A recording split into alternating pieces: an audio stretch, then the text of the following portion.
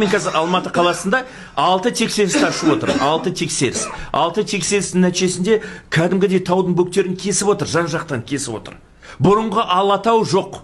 Бұрынғы Алматы жоқ. Сіздер енді жас кезіңізде, кеңес одағы кезінде, ол тәуелсіздік алған кезде барған алматыларыңыз жоқ ол. Оны тек қана суреттен ғана көресіздер. Қазіргі Алматы қандай? Таудың бөктерін бәрін кесіп тастаған.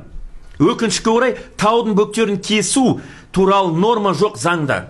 Заңның шикілігі неде? Заңның шикілі сонда, заңда тауды кесу деген норма жоқ, жауапкершілік жоқ.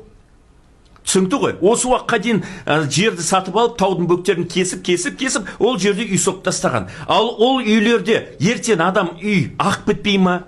Ана таудың бөктерінен жер сілкінісінің нәтижесінде селмен ақ бітпей ма? Ол құрылыс компания үшін маңызды емес. Құрылыс компания үшін маңыздысы құрылысты соғып тастауды, қабылдап, оны сатып жіберу.